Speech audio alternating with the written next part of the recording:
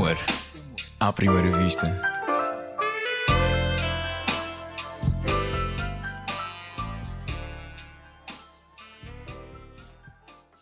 Olá, bem-vindo ao 24º episódio do Humor à Primeira Vista, o podcast sobre o humor da ESC-FM e do Expresso. Eu sou o Gustavo Carvalho. Hoje o convidado é um dos grandes responsáveis pela vinda a Portugal de comediantes como Louis C.K., Jimmy Carr, Jim Gaffigan, entre muitos outros. Foi produtor e booker, até há bem pouco tempo, na H2N. Atualmente é chefe de relações públicas da empresa A Comic Soul. Mas a vida dele não é só backstages, também é um espectador assíduo de comédia, tanto nacional como internacionalmente. Chegou a fazer uma incursão na minha área, a entrevistar vários humoristas, neste caso para a Shifter, já que concluiu o curso de jornalismo na Escola Superior de Comunicação Social, onde não estamos hoje, ao contrário do habitual, continuamos com o período de isolamento social, portanto peço desde já desculpa pela qualidade do áudio não ser a conhecida. Mas isto não deixa de ser o humor à primeira vista, só que via Zoom. E o convidado vem para mostrar o amor que tem por Jim Norton. Bem-vindo, Henrique Mota Lourenço. Obrigado por teres aceitado o convite. Olá, como estás? Tudo bem? Henrique, portanto, até há bem pouco tempo fazias parte da H2N, uma produtora bastante conceituada a nível nacional, especialmente na área do humor, mas também produz outros tipos de espetáculos. E tu eras booker, certo? Booker e também tinhas funções de produtor. Sim, fazia booking e produção de espetáculos internacionais, portanto, daqueles que mencionas na tua introdução, e fazia também uma gestão de conteúdos interna na empresa, portanto, isso mais num lado relacionado com marcas, mas no que diz respeito à comédia, sim, fazia...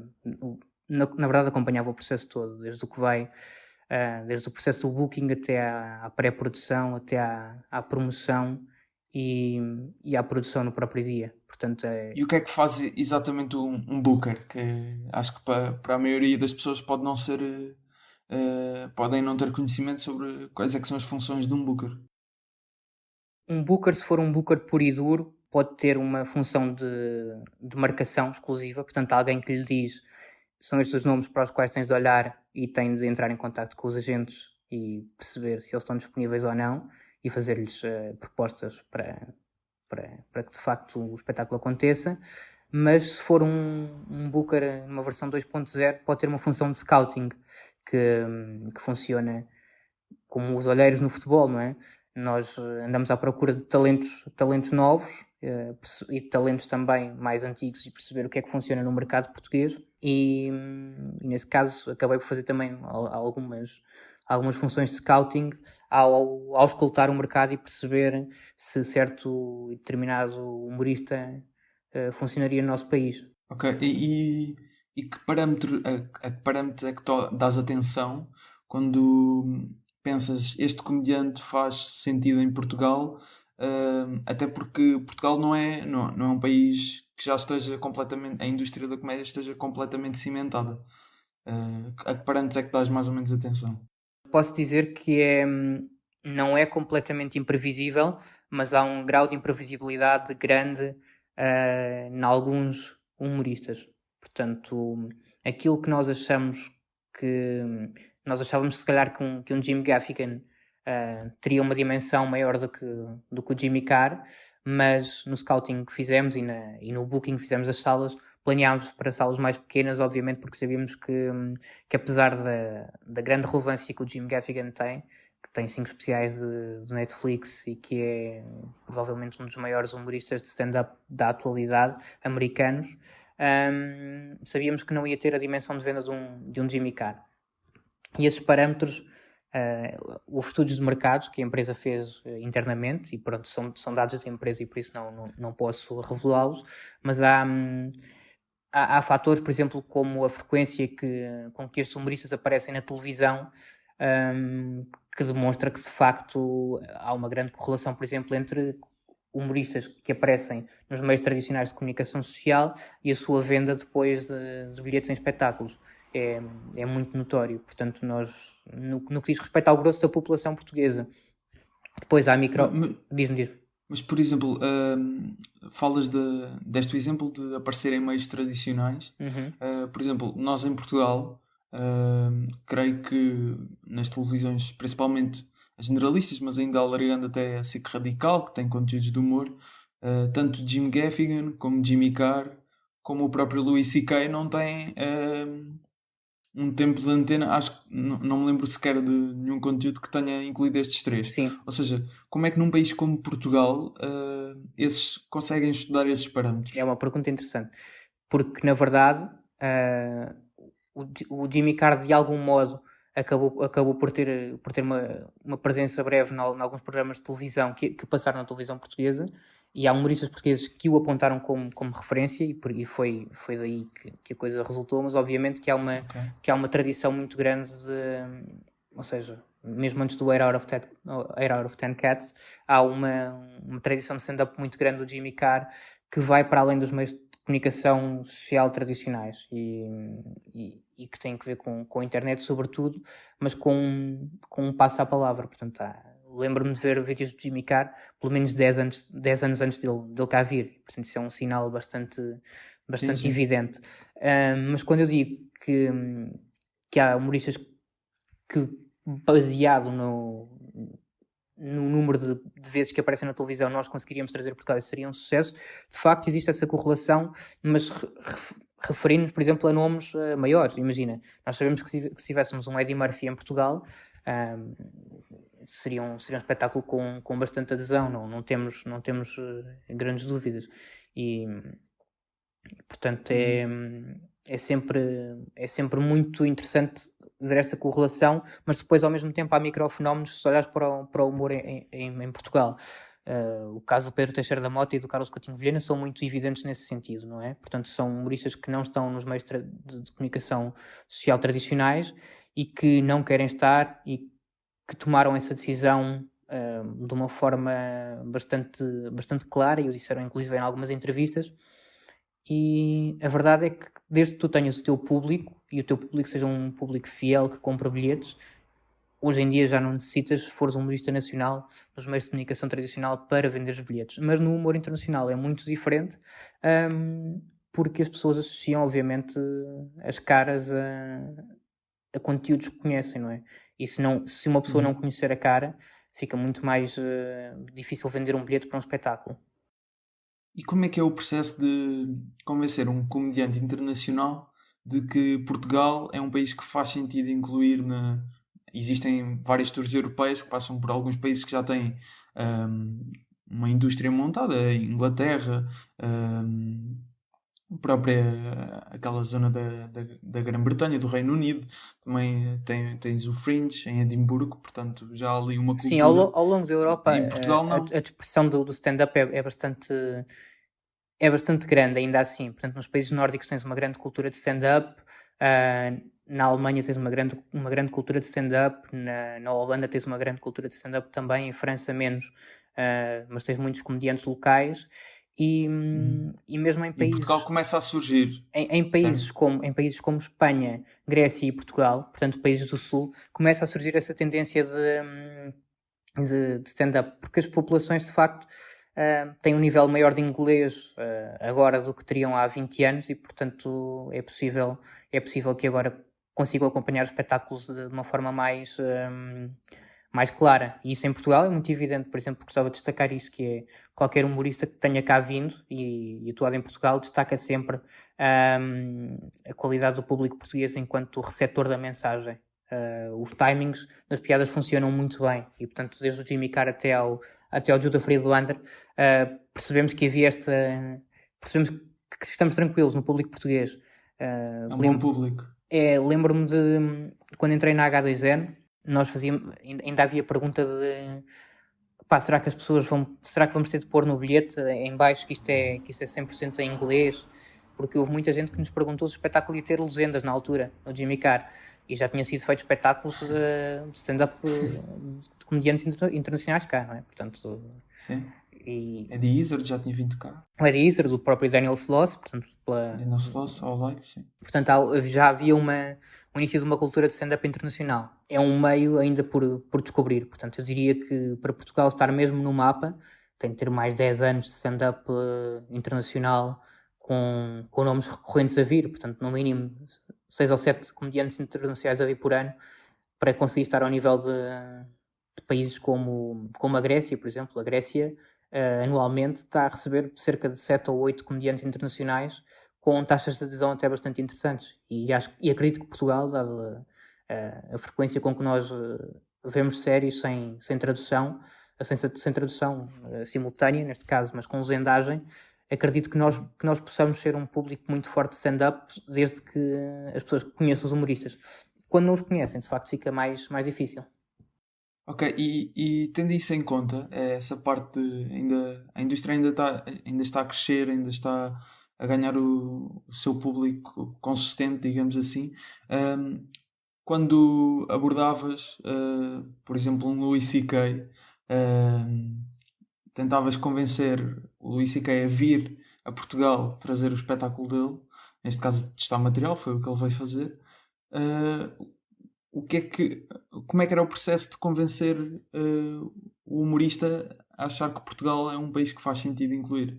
Tem que ver sobretudo com duas coisas. Se a oferta for boa, não é? Portanto, não estamos aqui a brincar nunca, estamos sempre a falar de dinheiro e, portanto, claro, há humoristas que querem vir a Portugal se tiverem uma boa oferta, e depois há humoristas que querem vir a Portugal só porque gostam de Portugal e que acham que é um país interessante. E tivemos muitos casos assim. Tivemos, como por exemplo? O Jim Gaffigan, por exemplo, é um dos casos mais óbvios de alguém que queria mesmo vir a Portugal. E, portanto, foi para nós mais fácil trazê-lo nesse sentido. Mas se tu tiveres uma boa oferta, claro que consegues ter praticamente qualquer comediante. Não há nada que... Há países que são estratégicos, obviamente. Não diria que numa tour europeia Portugal é o país mais estratégico neste momento, mas enquadrado numa lógica de fazer, por exemplo, os países do Sul todos, se fizer Espanha, Itália ou Grécia, que também têm circuitos de stand-up internacional, acho que é bastante possível enquadrá-lo, desde que haja uma oferta que corresponda àquilo que o humorista quer. E, portanto, acaba por ser uma decisão muito mais pragmática do que propriamente algo emocional. Apesar de alguns humoristas quererem vir bastante a Portugal, como te disse, mas no final, como quem decide não são os artistas, são os agentes e o management, acaba por estar tudo nas mãos mais de empresários do que propriamente dos artistas, porque são eles que fazem o planeamento das digressões todas e percebem se os espetáculos são rentáveis ou não. É um bocado não é um mito, porque há pessoas como Louis C.K. que quiseram vir a Portugal porque já conheciam Portugal de antemão e acharam que era um bom país para testar material, mas depois acho que no final diria que 80% se resume a negócio. Portanto, se tiveres uma boa oferta, acredito que consigas ter uma base de humoristas a vir a Portugal muito regularmente. Há empresas como a Live Nation que fazem uma distribuição global de comédia, que, por exemplo, em Portugal não tem uma ligação direta no humor, e, portanto, fica muito difícil neste momento haver mercados exclusivos, como é o caso do Chris Rock ou do Kevin Hart, que são nomes que normalmente são trazidos pela Live Nation, que depois em Portugal não entram. E pegando no exemplo que tu deste do Jim Gaffigan, que mostrou interesse em vir a Portugal, disseste que existiam mais nomes, ou seja, isso quer dizer que, para além daqueles comediantes que a H2N trouxe a Portugal, a H2N especificamente, houve outros que chegaram a não vir por essas tais razões de planeamento. Há uma miríade de humoristas que não vieram, não é? Portanto, nós se tivemos... Não, mas, ou seja, tinham contactos iniciados, alguma coisa que esteve próxima de acontecer e acabou por não acontecer? Houve várias coisas, sim, que tiveram próximas de acontecer. Não posso falar porque elas ainda estão em curso. Esse neste momento há nomes internacionais, diria que de média dimensão, que estão em curso e que hão certamente de vir, porque acho que o Booking não depende, infelizmente não depende exclusivamente de mim, e portanto acredito que que esse booking vai acontecer mais tarde no ano, mas estamos a falar de pessoas que têm especiais na Netflix, pronto, que são muito aclamadas das novas gerações e, portanto, de facto, há nomes aí na calha que são muito interessantes. E pegando no exemplo do Luís C.K., que já falámos há pouco, o Luís C.K. quando veio fez, já não tenho certeza de quantas sessões, mas acho que foram 3 dias. Foram certo? 6 sessões, portanto 2 sessões por dia em 3 dias diferentes. Exatamente. E foi no Maxim Comedy Club, que é um espaço ainda pequeno. Obviamente que o Luís C.K. estava a testar material, mas aquela foi a primeira sala pensada para receber o Luís C.K. em Portugal. Ou seja, existiam outras opções de uma sala um bocadinho maior, talvez? Foram estudadas salas maiores, mas obviamente que depois, face às salas que estavam disponíveis na altura, e às capacidades que o Luís C.K. queria, acabámos por ficar com o máximo, porque sentimos que era aquela que tinha o melhor ambiente, neste caso no sentido de ser um comedy club, e a maior proximidade. Um dos requisitos do Luís C.K. é ter uma maior proximidade com o público, e nós achámos que ali de facto seria o ideal. E foi um bocado essa decisão. Foi uma decisão que não é só emocional, obviamente que ao estarmos envolvidos no início do Maxim Comedy Club fazia sentido termos um artista internacional lá, mas claro que gostaríamos de fazer salas maiores com o Luís C.K., não é? Só que é um requisito do próprio artista não fazer salas muito grandes, apesar de felizmente agora ele estar a trabalhar com a Comic Soul em duas arenas bastante grandes, tanto na Dinamarca como na Alemanha, e portanto acho que veremos um regresso de Luís C.K. felizmente daqui a 2 ou 3 anos às arenas ao longo da Europa toda. E qual é que foi o feedback dele? Ou seja, se estás a dizer que ele está a planear um regresso a arenas maiores, o facto de ele ter vindo testar material a Portugal pode significar que quando ele tiver um espetáculo maior, mais facilmente vem a Portugal? Sim, acredito que sim. Acho que a experiência do Luís C.K. cá foi ótima, tanto para ele como para nós, como para quem produziu. Acho que foi um exemplo perfeito de uma produção que correu muito, muito bem. Tanto a nível de promoção, que praticamente não tivemos de fazer, porque a partir do momento em que tu anuncias o nome como Luís C.K., ele esgota em 2 ou 3 minutos, não é? E escutava em segundos. sim, e de facto as pessoas ficavam mesmo preocupadas porque achavam que nós estávamos a dar os bilhetes todos a convidados e a verdade é que não é? A verdade é que para 220 lugares, como deves imaginar, o nível de pessoas que queriam ver o Luís C.K. era muito grande. Portanto, chegou a mandar abaixo o site da Ticketline, por exemplo, que foi uma coisa que nós nunca imaginámos. E agora no nível, não enquanto produtor, mas a nível pessoal, ou seja, o Luís C.K.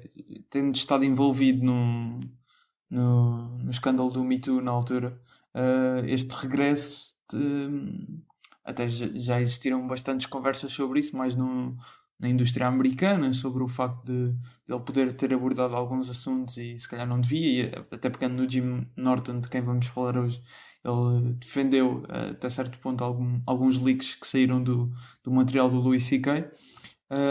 Como é que sentiste o Luís C.K.? Achaste que ele está recomposto, vai partir e vai voltar assim aos grandes palcos, pelas indicações que deste, sim, mas cautelosamente, como é que sentiste o Luís C.K.? É um tema ultra fraturante e aquilo que me apraz dizer sobre este assunto é, para mim o Luís C.K. é um dos maiores humoristas de todos os tempos e acho que ele próprio tem essa noção.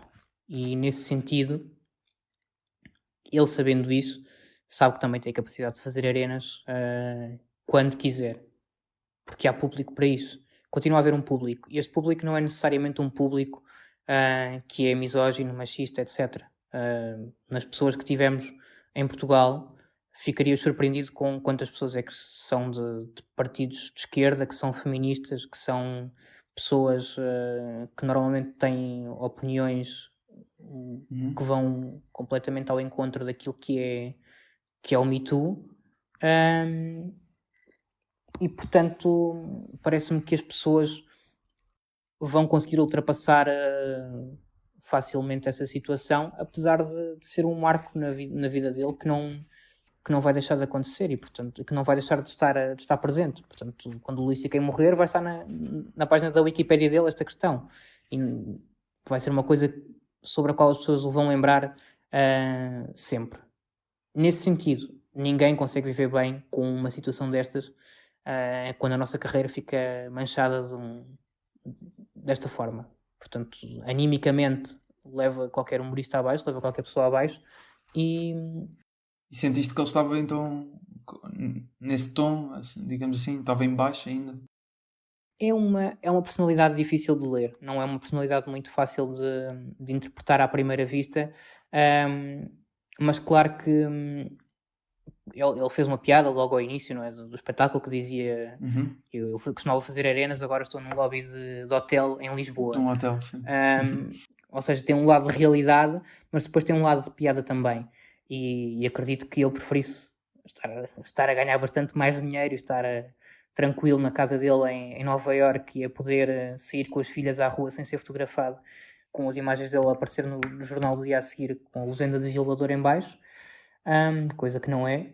E portanto acredito que neste momento ele esteja a recuperar a força anímica, e acho que é importante que promotores, como aconteceu com a Comic Soul, o tenham desafiado para fazer arenas novamente. Tendo em conta ainda os nomes que a H2N trouxe a Portugal, Jim Gaffigan, Jimmy Carr, Judah Friedlander ainda, acho que ainda não tínhamos referido, e o Bill Bailey, que o espetáculo entretanto foi adiado, mas já daqui a bocado já falamos melhor sobre essa situação destes adiamentos.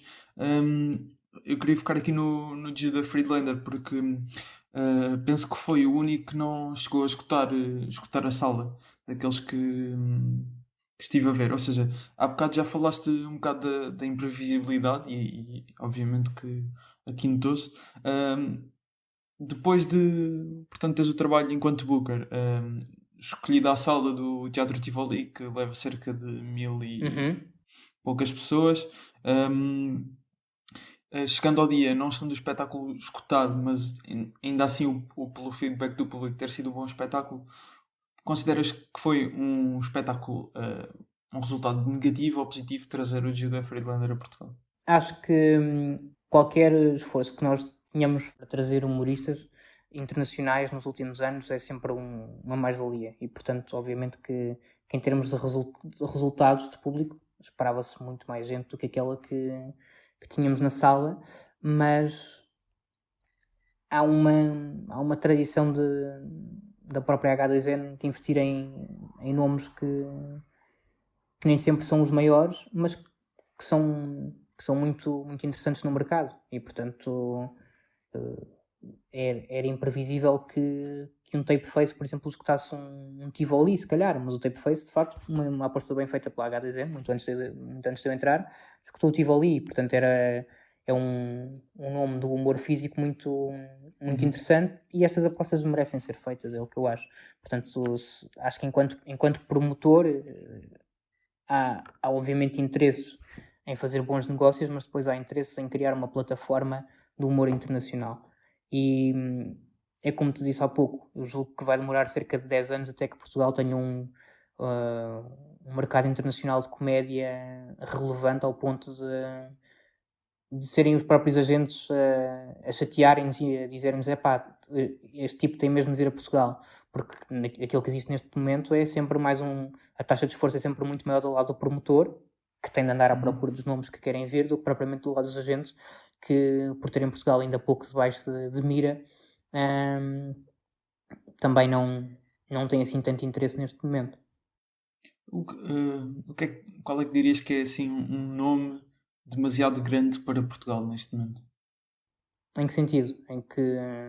No sentido em que, lá está, esse esforço que tu dizes, por mais esforço que o promotor faça em tentar trazer o comediante cá, nesta altura ele ainda não vai aceitar. Há alguns nomes,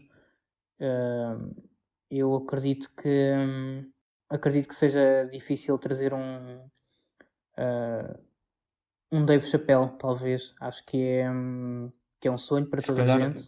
pois, é isso. Se É um, calhar é aquele sonho. é um sonho para muita gente, mas de facto o próprio mercado está trancado de uma maneira que não permite. Eu só esteja enganado, e de facto o Dave Chappelle venha a Portugal um dia, mas parece-me que há nomes que estão trancados, mas nada é impossível, na verdade, não é? O Louis C.K. atua no Maxim Comedy Club, portanto é uma das lições mais importantes que eu tirei toda a minha carreira profissional, é de que de facto ninguém esperou, nunca ninguém esperou que aquilo acontecesse. E É o maior momento da comédia de stand-up em Portugal. para mim é, porque tem uma ligação emocional, não é? O espetáculo que vai acontecer com o John Cleese, não posso deixar de falar nele, vai ter Em maio. caso aconteça, Caso aconteça em maio, sim. vai ter uma ligação emocional mais geracional, talvez, mas que é muito forte. E parece-me que vai ser um dos momentos que não estando na mesma linha de comparação, têm a mesma importância histórica. Portanto, estamos a falar de 5 coliseus esgotados e estamos a falar de espetáculos que esgotaram em segundos também. Portanto, a importância deles mediática é semelhante. Emocional vai ter que ver com a geração de cada um de nós, parece-me. Muito bem. Um comediante que ainda não veio a Portugal, mas quem sabe um dia também, o Jim Norton, foi o comediante que tu escolheste para falarmos aqui. Neste caso sei que é um dos teus favoritos, sendo que existia um outro que estavas aqui na dúvida. Tu até fizeste um esforço para tentar não repetir, que eu agradeço, e não repetiste. Porquê o Jim Norton? Qual é que é este fascínio?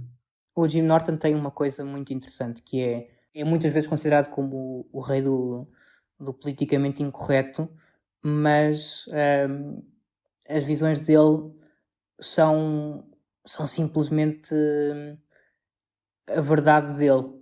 Portanto, é um humorista que transparece exatamente aquilo que é enquanto pessoa. Eu tive a felicidade de já ter estado com o Jim Norton e por isso mesmo é que eu digo que ele Quando é que estiveste ele é com ele? exatamente assim. Estive há 2 anos com ele em Nova Iorque e Foste ver especificamente para ver stand-up? fui a Nova Iorque e acabou por aparecer o Jim Norton no Comedy Cellar, como aparece muitas vezes muitas vezes lá para testar material, e depois no final da noite acabei por estar um pouco com ele no café em cima, no Olive, e de facto é uma pessoa que não te engana. Portanto, aquilo que aparece, a personalidade dele, apesar de ser meio histriónica em certos momentos, é a realidade dele. Portanto, ele é um ex-agarrado, é um tipo que aos 16 anos já tinha sido expulso de toda e qualquer instituição. Toda e qualquer instituição já estava viciada em drogas e em álcool, e portanto a história dele é esta.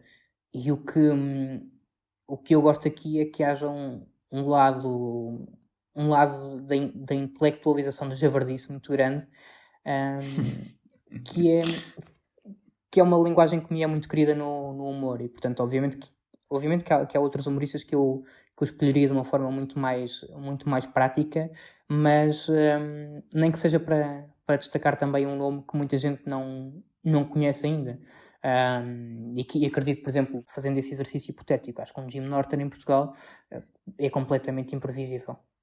É um daqueles negócios que ninguém sabe como é que correria, porque de facto, mesmo tendo 2 especiais na HBO, um especial na Netflix, mais de 20 anos de carreira, é um nome que não tem uma ressonância assim tão grande no nosso país. Sim, também acho que sim. Ia ser complicado. E vamos à primeira rúbrica. Quem me dera ter sido eu.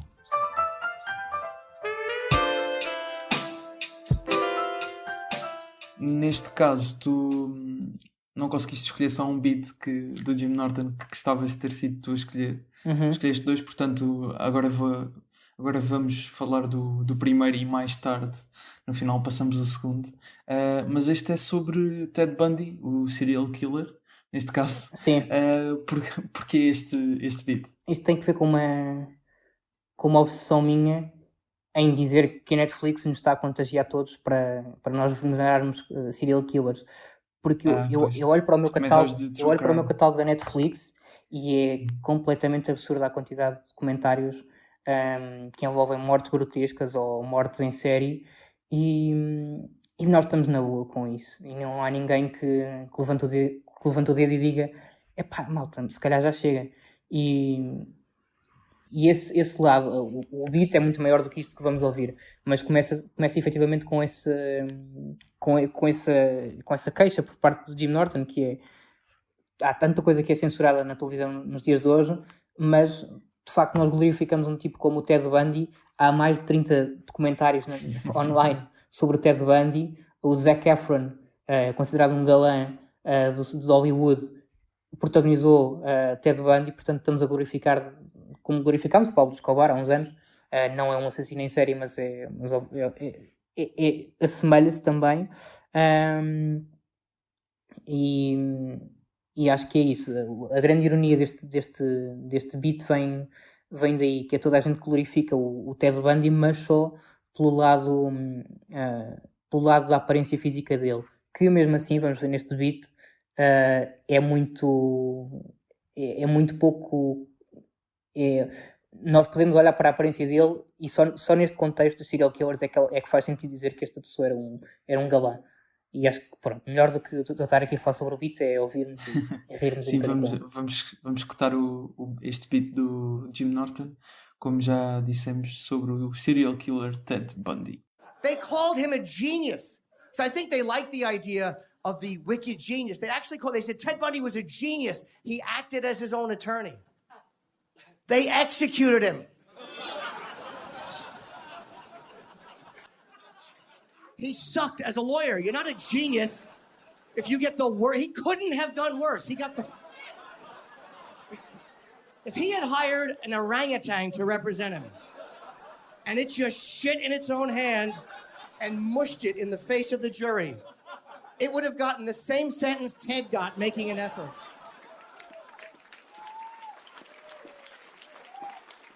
And collectively, can we agree? Stop harping on his appearance. He was an average-looking guy, but they can't stop talking about, oh my God, he was charming. Ted Bundy was so handsome. No, he wasn't. He was handsome in that pool of people.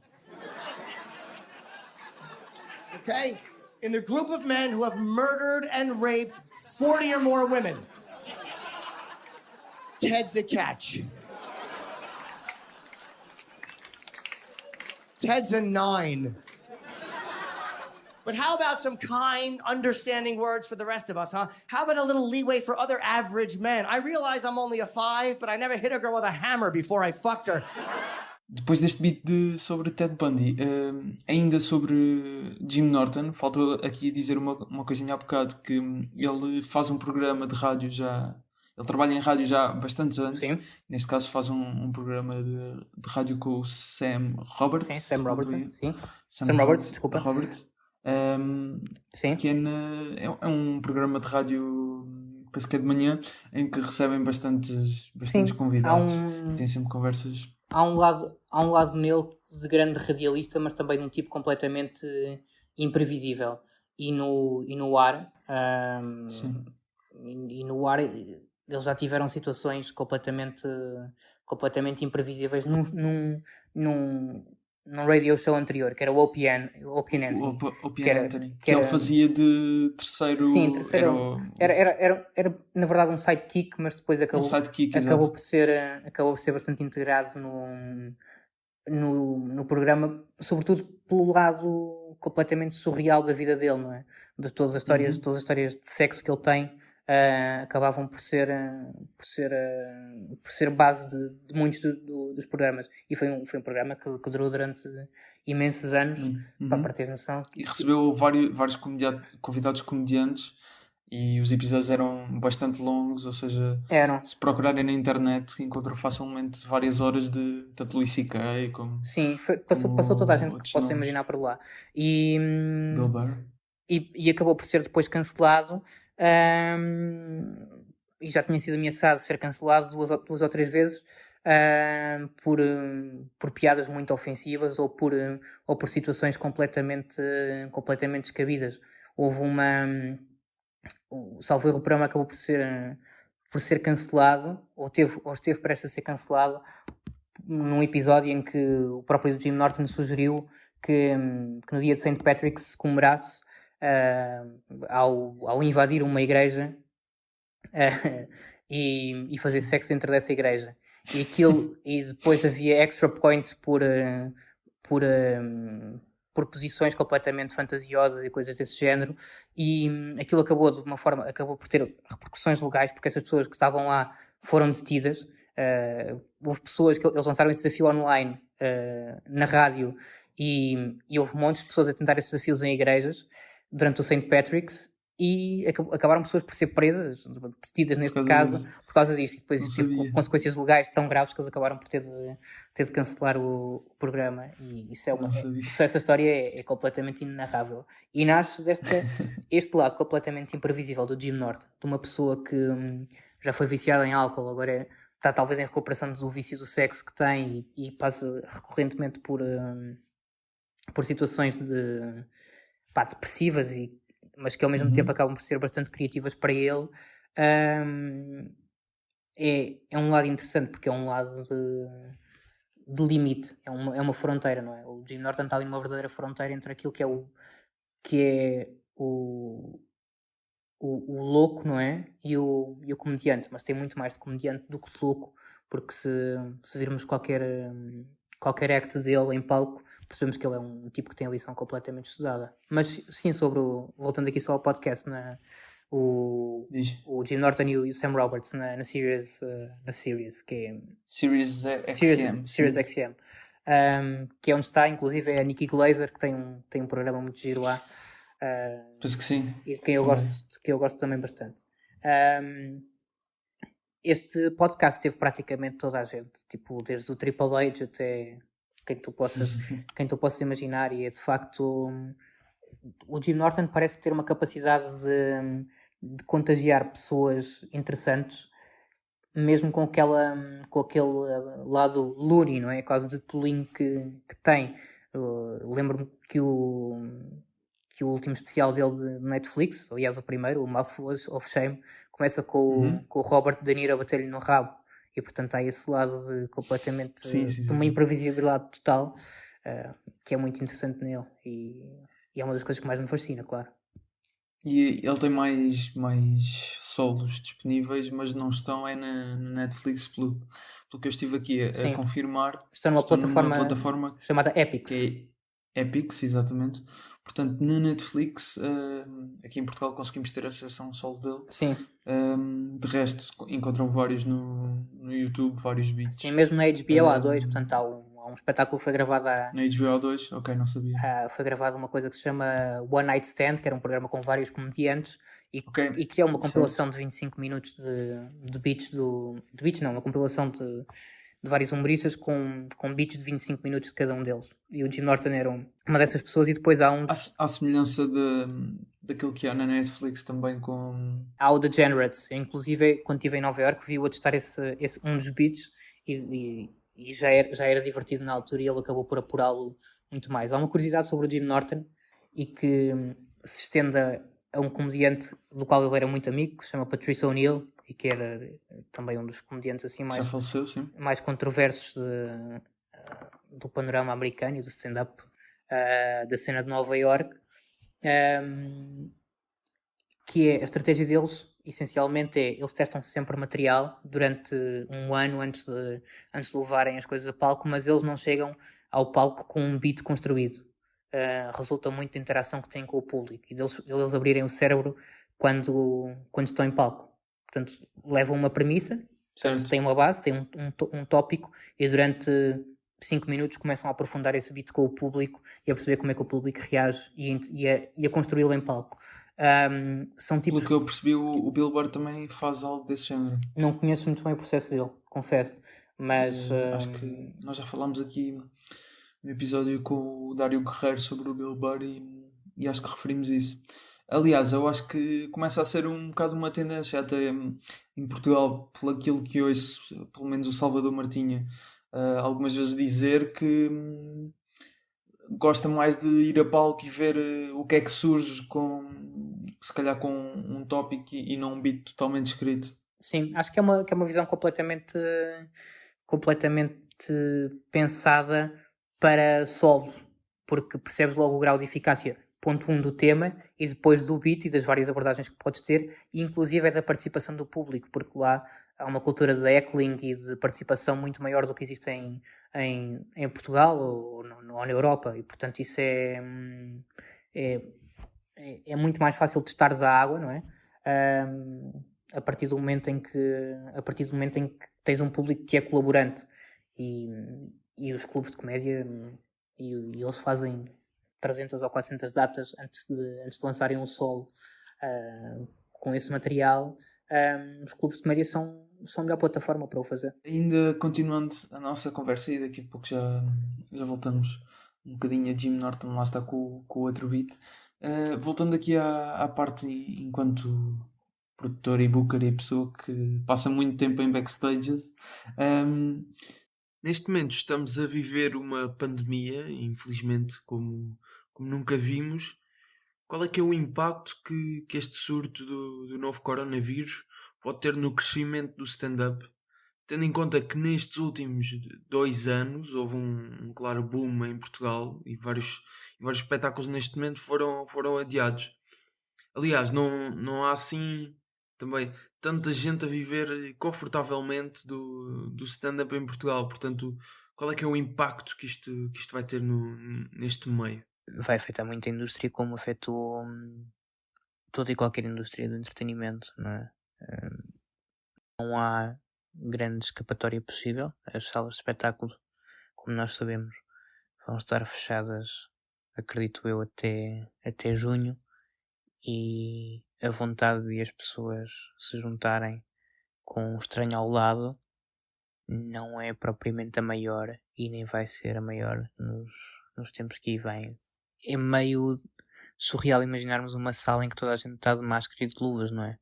E as pessoas não se querem submeter a isso.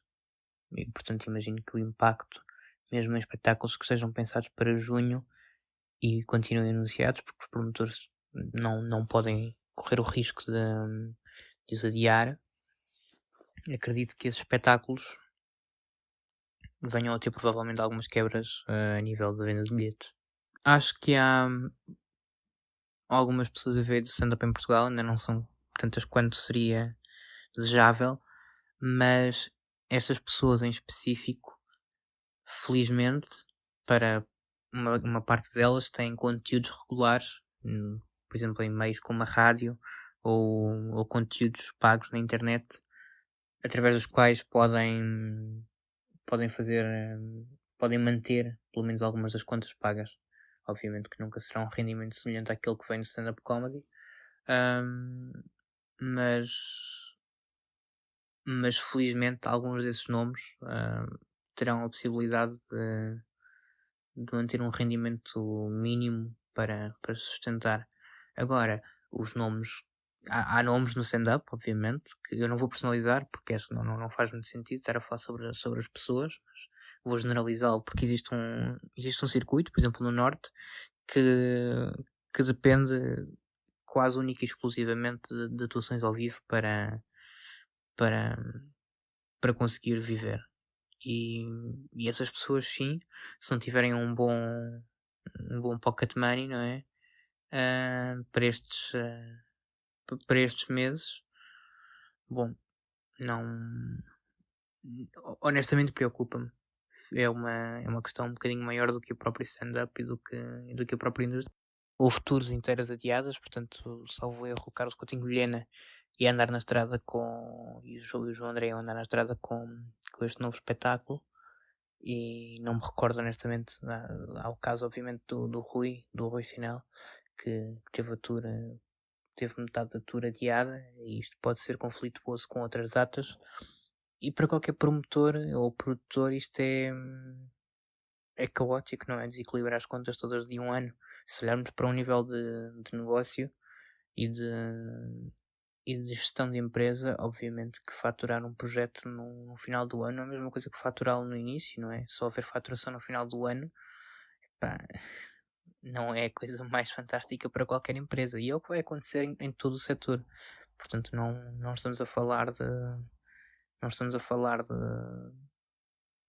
de Portugal, estamos a falar do mundo inteiro. Não há espetáculos a acontecer na Europa, não há espetáculos a acontecer nos Estados Unidos, e fica muito claro que, a menos que as pessoas tenham esse fundo de maneio, vai ser muito, muito, muito difícil gerirem esta incerteza, porque na verdade não sabemos o que é que vai acontecer para além do fim da quarentena. O fim da quarentena é uma situação. Outra situação será as pessoas consciencializarem-se de que é possível sair à rua sem serem infectadas. É uma visão tão assustadora quanto isto. Se tu saís à rua, estás exposto. Não é neste contexto que vive stand-up comedy. Não é, de todo. Não consegues estar a rir-te num espetáculo com o joelho da pessoa ao teu lado a tocar-te e tu a pensar, caramba, já foi. Há exemplos muito, muito resilientes nas redes sociais, e acredito que conseguíssemos dar a volta a produzir algum conteúdo pago, mas não é a mesma experiência, obviamente. Os formatos ao vivo têm uma grande adesão porque, obviamente, conseguem ter um lado emocional maior e de proximidade. O online acho que vai despertar. Felizmente há uma boa notícia no meio disto tudo, que é a monetização de algum conteúdo que poderá vir, mas não vejo tempos brilhantes, mas não será o fim do mundo. E em termos de espetáculos, creio que 95% dos espetáculos do ano que vem vão ter este tema como base. Claro que não vale a pena. Não vale a pena nós termos um vírus, uma pandemia que assola o mundo inteiro só para termos conteúdo. Mas vamos conseguir rir-nos disto no futuro, acredito. Tu ou seja, tu estudaste jornalismo, na altura já te interessavas muito pela área cultural, não só a comédia, e depois acabaste por seguir esta área de estar na produção. Não chega a uma altura, eu no último episódio com o Nelson Nunes falámos um pouco sobre isso, que ele já estava farto chegou uma altura que ele fartou-se de consumir comédia. Tu não ficas farto também de às vezes já não consegues ver um espetáculo à frente? Não, porque quando não estou a gostar dele, desliga automaticamente. Portanto, Não, mas digo enquanto estás a trabalhar, porque tu, neste caso, tens que estar ali, não é? Já ajudaste em tours. Sim, já fiz 14 ou 15 datas com o Guilherme Duarte na última digressão. Não acompanhei em todas, mas fiz espetáculo pelo menos 16 vezes. E Depois o Diogo Faro também ajudaste? o Diogo Faro também estive em Lisboa e no Porto com ele, mas foram só 2 datas, não acompanhei a digressão toda. E posso dizer que quanto melhor é o comediante, menos ele te cansa em relação aos beats. Portanto, o Guilherme Duarte, com o Só de Passagem, começou de uma forma e acabou de outra completamente diferente. Em que sentido? Em termos de forma anímica, não é? E também do próprio conteúdo. Houve coisas que ele acrescentou ao espetáculo no final que tinham 10 vezes mais graça do que no início. E esse processo todo é interessante, porque tu acabas por ter alguma coisa a dizer no final, claro. Vês o espetáculo 15 ou 16 vezes e acabas por ter alguma coisa a dizer no final de cada um deles. Olha, isto funcionou, isto deixou de funcionar. E gostei muito de ter essa experiência com alguns espetáculos, de ver 4 ou 5 vezes, como é o caso do Jimmy Carr, por exemplo, ou do Louis C.K., que vi o espetáculo do Louis C.K. 6 vezes. E conseguias perceber o que é que ele ia mudando. E conseguia perceber, ponto 1, que ia mudando, que era muito pouca coisa. Aquilo está milimetricamente afinado. Mas fazia-me perceber a força dos beats ao mesmo tempo, que na verdade, quanto mais vezes tu ouves um beat e ele te faz rir, é a maior taxa de eficácia desse próprio beat, não é? Portanto, acredito que muitas das vezes as pessoas dizem que a música não funciona como stand-up, porque as pessoas não se importam de ouvir a mesma música 2 vezes. Eu acredito que no stand-up isso pode acontecer. Porque quem diz isso é o Ricardo Aruz Pereira, aliás. Vou discordar do Ricardo. porque já vi o mesmo beat interpretado 5 ou 6 vezes diferente, de forma diferente 5 ou 6 vezes, e portanto acaba por me rir na mesma, acaba por ter uma reação física, para falar no Ricardo também, a comoção física que existe, acaba por se revelar também, e nesse sentido acredito que não tem, obviamente, eu posso ouvir uma música 15 vezes e ela não me vai cansar, se ouvir um beat 15 vezes, provavelmente ele vai-me começar a cansar mais, mas se o beat for efetivamente bom, acredito que me possa rir dele em vários contextos, e isso é o que me maravilha no stand-up, é nós mudarmos a sala ou mudarmos o público e as piadas deixarem de funcionar, não é? Com que comediantes é que isso te costuma acontecer mais? Nas digressões, eu só fiz uma digressão assim a full, mesmo de norte a sul, que foi com o Guilherme. Mas neste caso queria dizer mesmo, talvez alguns especiais que voltas a ver porque achas que são muito bons. Por exemplo, não sei se contigo acontece, mas eu às vezes lembro-me de algumas piadas de certos comediantes, sei lá, o Dimitri Martin, claro, algumas sim, piadas que eu ainda me lembro e rio-me sempre, não da mesma forma, mas... Sim, há coisas que funcionam como... Imagina, há espetáculos como o do Bo Burnham, por exemplo, o primeiro, o What, que tem um lado em que isso provavelmente não acontece, que é, ele surpreende de tal forma, portanto, tu não estás à espera daquela marcação de palco, daquela marcação de luz, e aquilo que acontece é que tu ficas completamente, cais no chão ao perceber que aquilo acabou de acontecer à tua frente. Ao veres uma segunda vez, provavelmente, o grau de surpresa que tens, e isso aconteceu precisamente a ver o Bo Burnham, já é muito menor, e portanto tu começas a desvalorizar o trabalho dele, apesar de ser um grande trabalho, e de ser um dos trabalhos mais interessantes de comédia dos últimos anos.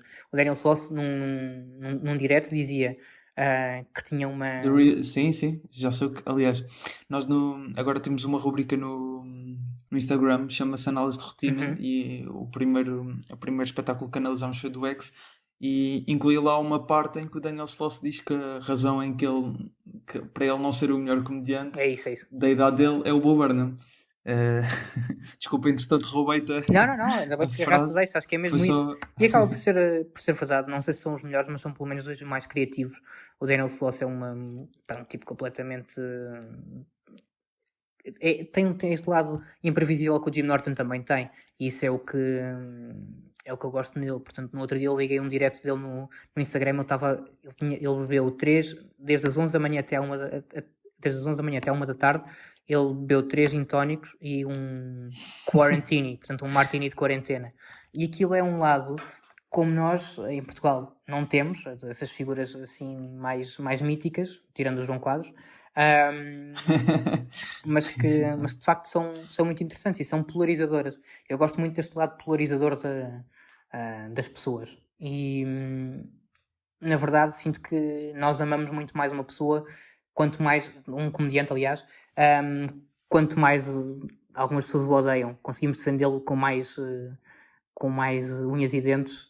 Se tivermos mais pessoas do outro lado da barricada a dizer não, isto é completamente inaceitável. E eu sei que o Jim Norton é um, mesmo com alguns comediantes que já passaram pelo programa, não é um nome que seja unânime entre todos, mas para mim tem uma grande validade enquanto comediante, e sobretudo acho que nos últimos anos, e era uma coisa que eu queria destacar sobre ele, acabou por ter um boost gigante graças ao Netflix, mas também por estar a abordar temas diferentes da sexualidade. Portanto, os primeiros 20 anos da carreira dele foram a falar sobre sexo, e sobre sexo com transexuais e sexo em todas as circunstâncias possíveis e imaginárias. Eu acho que este lado dele, em abordar questões como os terraplanistas, o Ted Bundy ou outros temas, o tornam um comediante muito mais rico, e acredito que estejamos a ver uma transformação dele e ele esteja num pico de forma, felizmente há muito desejado por quem o segue. Falavas por causa deste boom da Netflix. Aqui há uns episódios atrás falei com o Gilmário Vemba, que é um comediante angolano que agora está a entrar no mercado português, através da Meio Termo. Uhum. E houve uma altura em que, quando ele foi entrevistado, ele disse que achava mesmo que dali a uns meses, entretanto já passaram esses meses, íamos ver mais solos de comediantes portugueses na Netflix. E o único solo português da Netflix é o do Salvador Martinho. Acho que neste momento até já não está, pelo menos. Não sei bem. Não é possível encontrá-lo. E não sei se na altura estavas na H2N, porque esse solo até foi Foi produzido pela produzido pela H2N, H2N. inclusive, e depois a venda acabou por ser feita pela H2N, sim, mas eram contextos completamente distintos. Mas a minha pergunta era isso: se tens alguma noção, estando no meio, do quão próximos estamos nós de ter mais solos portugueses na Netflix. Acaba por ser sempre aquela coisa que toda a gente... Há muita gente que está a trabalhar para a Netflix e eu nunca vi nada a acontecer. Esse é aquilo que se ouve dizer no mercado nem sempre corresponde à realidade das coisas. E o Sal e o Sol do Era mais uma Salvador série. acabaram por estar, não me lembro, acho que havia de conteúdo qualquer, mas acho que o Sal e o Sol do Salvador foram um dos conteúdos que foram negociados na altura. Acho que é uma altura completamente diferente. Hoje em dia estamos há uma Netflix ibérica, salvo erro, que é com sede em Espanha, que tem interesse em comprar conteúdos portugueses, mas acredito que nada se tenha desenvolvido até agora. Se estamos mais perto, eu acredito que quanto mais a Netflix não partilha as suas estatísticas, e isso é uma dificuldade que temos em perceber se estamos perto ou longe. Depende tudo do número de assinantes. E acredito que muito mais facilmente continuemos a ter solos de comediantes brasileiros, como temos do Whindersson Nunes ou como temos de outros, porque a plataforma de pessoas que vê espetáculos em brasileiro se estende também a Portugal, enquanto que se tu puseres um espetáculo em português, para quem fala português do Brasil não vai... Isso notou-se com o Salvador. Se tu fores ver antes havia comentários ao Sol do Salvador em que as pessoas não percebiam nada daquilo que ele estava a dizer e portanto tinha um grau de impacto muito, muito menor. Acredito que mais facilmente tínhamos conteúdos do Brasil do que propriamente portugueses, porque depois a plataforma, apesar de haver a legendagem, a língua na qual o espetáculo é falado interessa muito e vejo aqui que a amplificação seja menor se estivermos a falar do português. Ok. Tu, para além de produtor, e já falei disto na introdução, também vais a muitos sítios e acabas por ver comédia em vários países. Já referiste que foste a Nova Iorque ao Comedy Cellar. Também já foste ao Fringe, se não estou em erro. Certo. Que comediantes é que te fascinaram mais ver ao vivo? Nós antes até tínhamos aqui uma rúbrica em que eu pegava na lista dos comediantes internacionais que o convidado já tinha visto ao vivo. Consegues dizer alguns? Porque acredito que sejam muitos. Sei que Dave Chappelle foi recentemente e já lá vamos, mas para além do Chappelle... Se quiseres guardar isso para mais tarde, então ia começar pelo Dave Chappelle, precisamente porque foi assim dos mais marcantes. Mas há experiências de stand-up que são muito dispares e há um tipo que eu adoro que se chama Frankie Boyle e que é uma personagem que está desaparecido do stand-up há algum tempo, mas que eu fui ver o ano passado e que provavelmente vou voltar a ver este ano, que ele está a fazer uns testes no Leicester Square e é alguém que vale sempre a pena ver porque é um comediante que mais uma vez te tira completamente do tapete, não estás à espera que ele vá tão fundo como vai, não é? Um comediante muito famoso pelo humor negro. Ele é escocês, certo? Escocês. Acho que foi o Daniel Sloss que começou a escrever para ele quando era mais puto. Acho que foi para ele. Senão, agora não quero estar a errar, mas acho que foi isso. Não, por acaso não dizer, conheço essa ligação, mas é interessante e explicava algumas coisas, sobretudo algum alcoolismo. Vou aqui confirmar. Mas continua, disseste Frankie Boyle? Sim, o Frankie Boyle foi assim um dos que eu gostei mais de ver, mas por exemplo é completamente é muito difícil vê-lo ao vivo para quem não é um native speaker de inglês, porque a pronúncia dele é completamente carregada e mesmo para mim, considero ter um nível bom de inglês, foi muito difícil concentrar-me ali em algumas partes do beat. Mas eu acho que o Jim Norton se destaca das pessoas que vi ao vivo, acho que foram das mais interessantes. E havia um host do Comedy Cellar que entretanto morreu no ano passado, que se chamava William Stevenson e que foi considerado por muitos um dos melhores hosts de clubes de comédia, porque lá está, quando tens um circuito de clubes de comédia há quase um protocolo, não é? Seres um host não é a mesma coisa que ires fazer 15 minutos, enquanto que cá essa função vai variando e é praticamente igual. Um host lá tem capacidades completamente distintas do resto, portanto vemos que há muitos hosts a não terem capacidade de fazer crowd work, e lá é absolutamente necessário que essa pessoa vá mais uma vez testar a água e perceber como é que está para os outros comediantes, perceberem se não está a escaldar nem muito fria para eles. E sim, acho que há pessoas completamente marcantes para ver ao vivo. Há nomes mais pequenos que eu vi que são lendas do stand-up, mas não no circuito de Nova York. Falo, por exemplo, do Rick Crom ou do Rich Voss. O Rich Voss é assim um tipo muito, muito javor também, mas que há uma escola de humoristas de Nova York, apesar de não terem nascido todos em Nova York, mas que na qual se nota muito essas ligações. Estou a falar, havia um grupo que era composto informalmente pelo Louis C.K., pela Sarah Silverman, pelo Jim Norton, pelo Hannibal Buress, etc. E que são, inclusive pelo Big J. Okerson, não sei se conheces, mas, sim. Mas que são nomes que depois houve nomes que começaram a ficar muito maiores, não é? Portanto, como o Louis C.K., a Sarah Silverman, e o Hannibal Buress depois começou a crescer também um bocadinho, mas essa escola é uma escola que me agrada muito, e portanto conseguir ver alguns nomes. Gostava imenso de ver a Sarah Silverman ao vivo, nunca consegui ver, e acho que quero muito ver se consigo em breve, porque ele não está a testar material, nem está a fazer nada neste momento. Mas tens noção de quantos comediantes é que já viste ao vivo, internacionais? Ou nacionais, aliás? Não faço ideia, não faço a mesma ideia. Ou seja, porque não consigo. No Fringe tu vês 20 humoristas, não é? E Pois, também é verdade.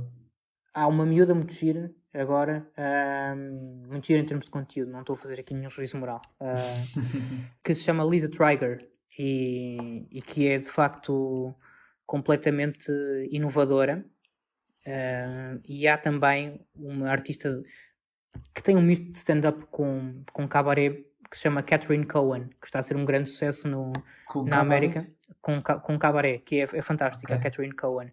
E há depois, para mim mudou completamente a visão do slow-paced na comédia, porque tens várias rotinas de comédia que são muito fast-paced, como o Jim Norton, que está constantemente sempre a insistir e é um tipo completamente frenético, e depois tens, como o Dave Chappelle, tipos completamente slow-paced e com um ritmo muito interessante, ainda que lento. E este tipo chama-se Reginald D. Hunter, é uma lenda do stand-up britânico. Foi uma das Reginald pessoas... D. Hunter. Reginald D. Hunter. É um senhor assim de rastas, exatamente. Não é? E foi completamente maravilhosa a experiência que tive ao ouvi-lo. Compara-se a ouvir o Dave Chappelle na mestria que têm ambos em domar um público e de sentar-se ali e relaxar por completo a ouvi-los, porque é completamente inebriante. E portanto sim, diria que há 3 ou 4 nomes então que eu destaco. Diria que destaco o Frankie Boyle, destaco o Jim Norton, o Dave Chappelle, o Reginald D. Hunter, e depois tens obviamente o caso do Louis C.K. E sobre o Dave Chappelle, que tu portanto viste o solo que ele está a fazer este ano em digressão, portanto nós ainda não temos conhecimento, quem ainda não viu não sabe. Não tenho a certeza se já está fechado em que plataforma é que irá sair, mas penso que não deverá, mais tarde ou mais não deverá ser muito diferente de uma Netflix. Parece exato. Que à partida os contratos milionários da Netflix são para ficar. É material semelhante àquilo que vimos no último solo, mas obviamente com abordagens diferentes. Stones, ok. Portanto, mas a tua apreciação, tendo em conta que viste, não sei se viste os outros solos dele ao vivo, mas tendo em conta o que viste não, vi os solos que estão disponíveis na internet. Ao vivo nunca o tinha visto, foi a primeira vez. Nunca o tinhas visto? Pois. E para mim, neste momento, é a pessoa que melhor faz stand-up ao vivo, dado que já vi algumas das melhores a fazer, mas para mim andaria entre o Louis C.K. e o Dave Chappelle. É controverso dizer não falar no Ricky Gervais, mas não, há uma certa característica na postura dele que não me permite identificar a 100% como me identifico com o Dave Chappelle ou com o Louis C.K. Mas para mim, sim, de facto, acho que é mesmo como vermos qualquer um dos melhores artistas a tocar ao vivo nos últimos anos, ou um dos melhores futebolistas a jogar ao vivo. É completamente diferente, porque a experiência ali é de comunhão total à volta da palavra dele. E creio que apesar de ser um público muito, muito fechado, não é? Portanto, infelizmente o Dave Chappelle continua a ter um público só muito negro. Acho que é um comediante do mundo, não tem temas que sejam para pretos ou para brancos. Acho que é um comediante que tem uma visão completamente universal das coisas e pronto, infelizmente alguns dos temas ainda têm de andar à volta do racismo nos dias de hoje, mas é muito divertido ouvi-lo ao vivo, porque sais dali genuinamente para cima. Ele leva-te para um sítio que não é perturbador, porque apesar dos temas serem completamente estranhos, ele fala, por exemplo, neste novo solo que está a preparar de uma comediante que se suicidou e que lhe pediu conselhos e tudo mais. Não vou especificar muito o tema, que é para depois ter a sua certa piada, mas ele consegue transformar em 2 momentos. Ele está a dizer que ela se suicidou e depois 2 segundos a seguir está a conseguir levantar o público de uma maneira como eu nunca vi, porque ele de facto tem esse lado, não é? Pode brincar com tudo aquilo que é mais sagrado, que as pessoas, pelo menos algumas, vão perdoar.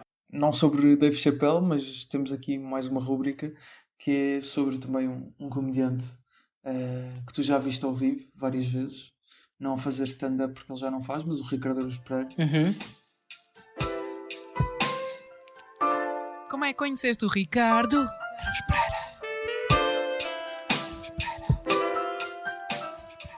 No teu caso, não sei exatamente qual é que terá sido, mas já o entrevistaste, portanto... Sim.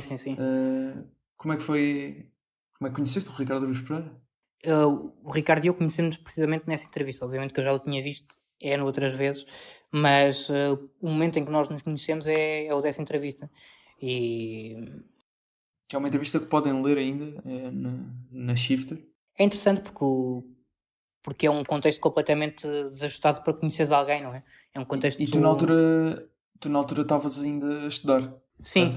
Estavas jornalismo? Ainda estava a estudar jornalismo, estava salvo erro no último ano de jornalismo e pronto, ele estava na altura a lançar A Doença, o Sofrimento e a Morte. Acho que foi um momento muito, muito interessante, porque podemos de facto partilhar ali algumas teorias sobre o humor que vêm muito do comedy, do Andrew Stott, que é um dos livros seminais sobre comédia, sobre estrutura de comédia, não sobre estrutura em termos de guião, mas sobre como é que a comédia surge no mundo, e portanto aconselho a todas as pessoas que o leiam. É uma bíblia do humor. Mas sim, pareceu-me, foi a primeira vez que eu conheci, e obviamente que é uma pessoa que admiro bastante. E a nível, já falámos aqui muito de comédia internacional, mas eu sei que também vais estando atento àquilo que é feito nacionalmente. Em termos de comédia nacional, quem é que são os nomes que dirias que estão aí a despontar, ou que achas que se calhar até já poderiam porventura ter um reconhecimento maior? Dos novos nomes, não é? Exato, na comédia nacional. Focando aqui no stand-up. Acho que há nomes muito interessantes, e o nome que eu vou destacar agora é o nome de uma pessoa que não é underdog nenhuma, porque é, a meu ver, provavelmente a melhor mulher a fazer humor em Portugal, que se chama Luana do Bem, stand-up comedy. A Luana do Bem é, salvo erro, só a Joana Gama é que está perto do humor tão afirmado como o dela, mas acho que a Luana tem uma margem de progressão enorme e tem uma vontade fantástica de fazer humor. E, portanto, acho que a reter um nome, eu retenho o dela. Depois há pessoas que têm premissas. Eu acho que há tipos que eu espero mesmo ver a ter um reconhecimento muito grande, porque são efetivamente muito Nomeadamente. bons. Estou a falar do Pedro Sousa. O Pedro Sousa, por exemplo. O Pedro Sousa é um excelente comediante e identifico muito com as rotinas dele e acho que é um nome a destacar. Depois, dentro desse circuito, estava a pensar se havia mais alguém, mas para destacar de uma forma tão evidente, se calhar destacava 3 nomes. Acho que ia destacar o Miguel Neves, que não é um nome novo de todo, mas que felizmente está a ressurgir e gostava muito de o ver num bom lugar. Destacava o Miguel Neves, o Pedro Sousa e a Luana do Bem, como nomes que eu gostava de ver a chegar mais longe. E internacionalmente já referiste alguns que te marcaram, mas há algum assim que esteja por baixo do radar que queiras destacar? Há um tipo que se chama Rami Youssef. Eu não tenho uma série. Tem, que se chama Rami. E eu, inclusive, consegui vê-lo em Nova Iorque também. E é de facto... Ele tem um lado de galã, sabes? Assim, eu não conheço, tipo... por acaso não conheço o stand-up dele. Ou seja, ele tem um lado de galã, mas é mais pela postura que tem. É assim, tem uma stance convencida em palco, mas ele entra em palco, lembro-me na altura, ele entrou em palco com a seguinte piada: So my girlfriend died last week in a tsunami of dicks. E só essa lógica, não é? Isto é para mim a base da comédia, não é? Que é o puxar o tapete que eu já falei nesta entrevista. E ele tem essa vontade muito grande com o público e com o humor para conseguir tirar-te o tapete. E é um comediante que ele é agenciado pela United Talent, portanto já está numa das maiores agências do mundo, mas este ano ele ganhou inclusive um Globo de Ouro pela série, pelo Rami, portanto não há maior nome que se possa destacar neste momento do que o dele numa série de humor. Acho que para mim, em termos de stand-up, estamos a falar no Rami Youssef e estamos a falar obviamente na Nikki Glaser. São 2 nomes que para mim estão a despontar e que me parecem que vão ser nomes muito grandes em anos futuros. Espero não estar enganado, porque gosto muito dos dois e acho que eles têm uma gestão muito boa do público deles. E vamos passar aqui para uma parte de recomendações que temos feito neste último episódio e vamos continuar durante este período de quarentena. Hoje trazemos algumas recomendações, neste caso de séries, de comédia, obviamente, e alguns solos que facilmente encontram no YouTube ou outras plataformas também bastante acessíveis, neste caso em língua portuguesa. Henrique, queres começar pelas séries ou pelos solos? Eu falava num solo, Força. uma pessoa de que eu gosto bastante, enquanto humorista e enquanto pessoa, que é o Daniel Duncan, humorista brasileiro. É considerado assim o Woody Allen do Brasil, pela postura nervosinha que tem em palco, mas também pelo humor muito inteligente e muito requintado. Daniel Duncan é um dos maiores humoristas de língua portuguesa, não tenho grandes dúvidas. E qual é que é o espetáculo dele? Chama-se Eu Não Sou Feliz em Festas, que é um belo nome especial para o descrever. Não sei se está a valer nós descrevermos, escolhermos espetáculos que estejam a decorrer ou que uma pessoa ainda possa ir ver. Sim, vale. Neste momento está aí tudo parado, não é? Sim, acho que assim que possam vão ver o espetáculo do Rui do início. Acho que é uma das tarefas mais interessantes que houve em stand-up nos últimos anos e que acho que têm de ver. Acho que, independentemente de gostarem do Cinel ou de qualquer que seja a vossa visão sobre o trabalho dele, acho que devem ver, porque é o momento no stand-up como houve poucos. E, portanto, acho que, não sei se tivesse a oportunidade Não de assistir tive, ou não, ainda não. mas acredito que é marcante, não só pelo formato, mas também pela qualidade com que é entregue, obviamente. E sim, diria que está muito, muito à frente.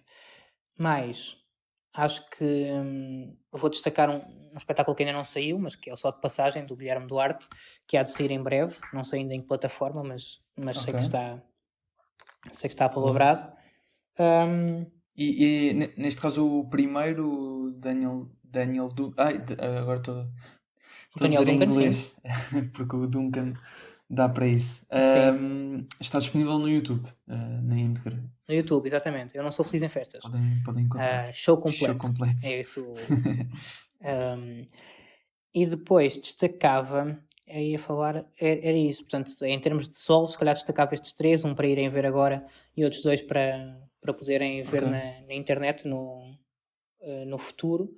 O do Guilherme e agora o do Daniel Duncan. Eu penso também, mas depois... desculpa interromper, que ainda nessa lógica do Só de Passagem, que vai ser lançado em breve, penso que o solo do Daniel Carapé, do Tragédia, também estará para ser lançado em breve pelas histórias que o Daniel, neste caso, meteu nas redes sociais. Penso que estava em processo de edição, portanto, se calhar aí brevemente.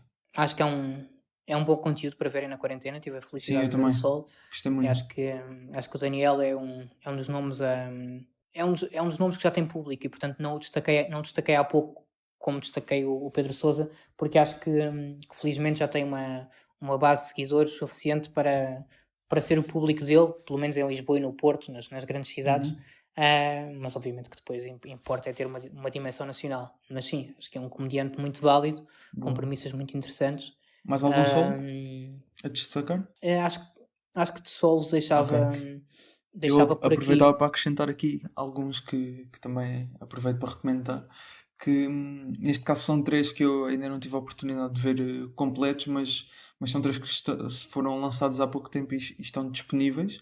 E acho que 3 comediantes portugueses, neste caso o Como Todos Fazem, do Rui Cruz, o Fora do Contexto, do Hugo Sousa, e As Marias, do António Raminhos, que entretanto gerou aí alguma polémica nas redes sociais, mas aproveitem para ver o espetáculo completo. E já agora, por falar noutra coisa do Guilherme Duarte, que foi o primeiro espetáculo dele, que ainda está disponível no YouTube. Se ainda não o viram, aproveitem antes de verem o Só de Passagem. Sim, mas como não foi produzido por mim, não tem tanto interesse. Mas sim. E agora séries de comédia. Vamos falar numa coisa que se chama Fogo Posto. Fogo Posto. E quero fazer aqui quero dar aqui uma nota para uma pessoa que muitas das vezes é esquecida pela sua vertente humorística e que se chama José de Pina. Muito bem. José de Pina é provavelmente um dos melhores argumentistas de comédia que existem em Portugal e hoje nós vemos-lo como uma personalidade ligada mais ao futebol, mas acho que aquilo que o Nuno Markle tem do lado de geek e de referências, de um referencial muito grande de ficção científica e tudo mais, o Zé tem na política e tem no cinema de autor. Isso é muito interessante de ver como é que ele depois pega nisso para fazer uma série de culto, como é o caso do Fogo Posto, que tem presenças inenarráveis do Salvador Martinha, do Alexandre Romão, do Rui Sinel de Cordes e do Zé Beirão, que eram a trupe dos Alcoólicos Anónimos, e do próprio Filipe Almeida Fonseca, que também tenho de destacar. E queria deixar aqui essa nota, sobretudo aqui a nota de que a série está disponível, sabes? A série deve haver alguns vídeos episódios no YouTube. No YouTube, no canal do Dr. Pina, que é a conta do Pina. Muito bem. E é uma série que é escrita por ele, mas pronto, com obviamente contributos cómicos dos Alcoólicos Anónimos.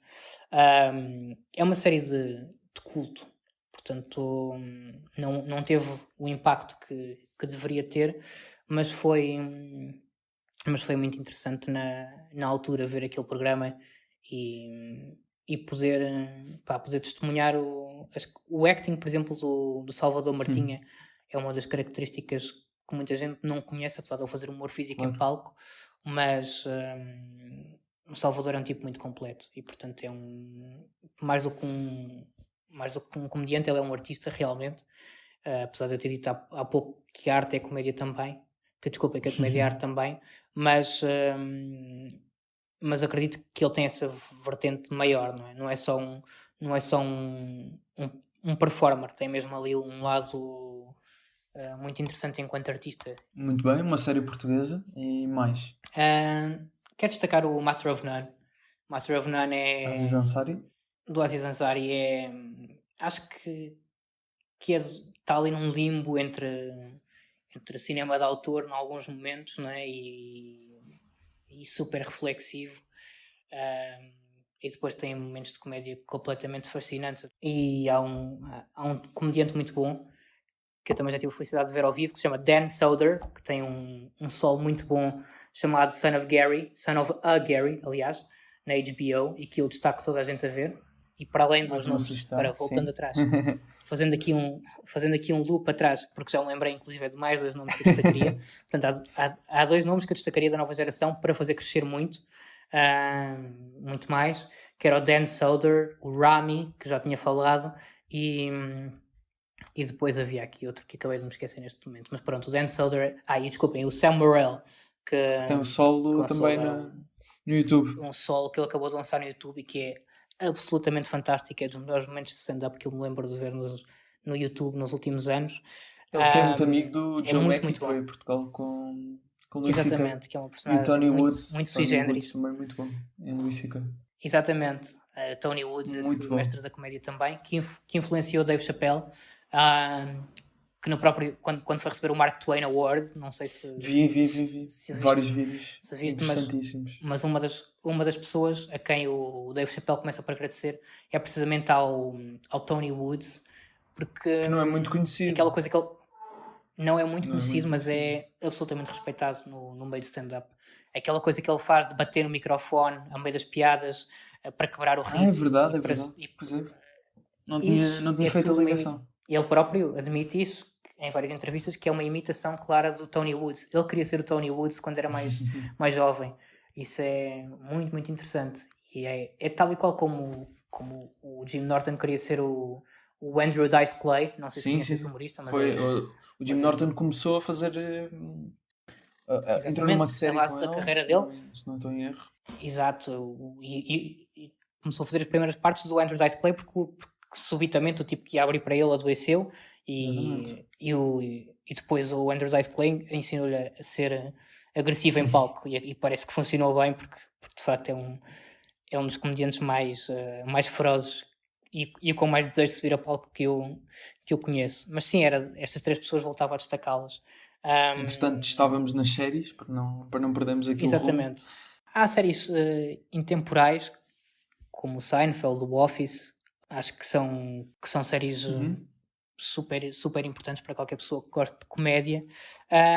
Nos dias de hoje destacava uma série que se chama Breeders, que acho que está muito bem escrita. E está disponível aonde? Está disponível na HBO. E é escrita a série, sim, pelo Simon Blackwell, que é um grande autor também de comédia. Escreveu coisas como o Back e o Into the Loop, que são muito interessantes também. Mas sim, de facto destacava esta nova série, apesar de haver sempre conteúdos muito interessantes e intemporais como o Office ou o Seinfeld. Ficam as sugestões do Henrique e eu aproveito para acrescentar aqui algumas também a séries, que uma série intemporal do Louis, já falámos muito aqui do Louis C.K., que de alguma forma pode ser interessante tentar fazer o exercício de ver isto depois do que aconteceu. Pode haver algumas pessoas com alguma dificuldade, mas acho que é um exercício interessante. Dave é uma nova série da FX, neste caso é sobre o Lil Dicky, que é um rapper assim com músicas também humorísticas, mas ainda assim um rapper, e vai no episódio 5, portanto é fácil de se porem a par do que está a acontecer. Atlanta também é uma série do Donald Glover, também conhecido como Childish Gambino. Ele que, para além de músico, lá está, e guionista, também chegou a fazer stand-up, portanto a série tem muita piada. Agora está parada, mas vão existir mais temporadas. Podem aproveitar para se meter a par do que já aconteceu até agora na história. E também, para terminar com 2 sugestões portuguesas, Ego é a série de Roda Bota Fora. Já aqui falámos do Pedro Sousa, que faz parte, e do Daniel Carapete. E a série está disponível na Fox Comedy, neste caso no canal do YouTube da Fox Comedy. E aproveito também porque daqui a uns dias sai Sou Menino para Ir, temporada 3, a série de Salvador Martinha, que penso que vai passar também na televisão, no canal Fox Comedy, para além do canal do YouTube, como já era costume. Henrique, estamos mesmo a terminar. Terminamos com um beat de Jim Norton, como habitual. Neste caso é o tal outro beat que gostavas de ter sido tu a escrever. E, portanto, peço aqui uma pequena justificação. Este é sobre póquer. É sobre póquer. É um bocadinho mais longo que o anterior. Nós só vamos conseguir passar um certo. Não conseguimos passar tudo. Ok. Mas... Espero que seja o certo. Mas sim, para justificar este tema, não tem muito que ver com uma ligação que eu tenho ao póquer, mas vem da perspectiva completamente... Eu acho que isto nos abre o cérebro do Jim Norton, que é, quando ele não gosta de uma coisa, a maneira como ele consegue distribuí-la de uma forma cómica, obviamente, é muito, muito interessante. E a punchline final, que é a parte que eu sugiro que passe, é de facto completamente dilacerante. E acho que é assim que eu, encerrando aqui o podcast, acho que é isso que quero destacar. Acho que as personalidades fortes e muitas vezes antagónicas acabam por ter uma mística que vai muito além do que é a ideia de serem um mito, não é? Não são mitos, são pessoas que existem mesmo e que, apesar de terem comportamentos que não são os mais comuns em sociedade, acabam por ser de facto pessoas completamente fora de série, e o Jim Norton é uma delas, e por isso queria destacar aqui mais uma vez este humorista. Muito bem, Henrique, obrigado e muito boa sorte neste novo trabalho na Comic Soul. Obrigado, Henrique, e vamos então foi um prazer. escutar o tal certo sobre o beat do Jim Norton. Se houver crianças na sala que falam inglês, é tirá-las da sala. Obrigado e até um dia. I don't want a bunch of guys who are not even losing their own cash. Like, if they win, they win. And if they lose, it's not their money. How about some risk? Like, if these guys win, they keep the cash. But if they lose, they have to drink gas or blow an AIDS patient. A little harsh, I understand. But let's see your poker face now, motherfuckers.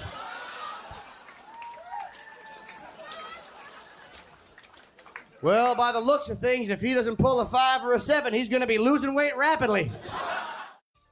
A sonoplastia do Humor à Primeira Vista é de Ruben de Freitas e Luís Batista, o design de Tiago Filipe e Nuno Amaral, a voz dos jingles e genérico é de Tiago Filipe e Rui Mirama. Já sabe, de 15 em 15 dias há um novo episódio, pode ouvir na Esques FM ou em todas as plataformas de podcast, basta procurar Expresso-Humor à Primeira Vista. Pode ainda ler parte da entrevista no site do Expresso. Acompanhe as novidades também no Facebook e no Instagram em humoraprimeira.podcast. O meu nome é Gustavo Carvalho, obrigado por ouvir o Humor à Primeira Vista, até um dia.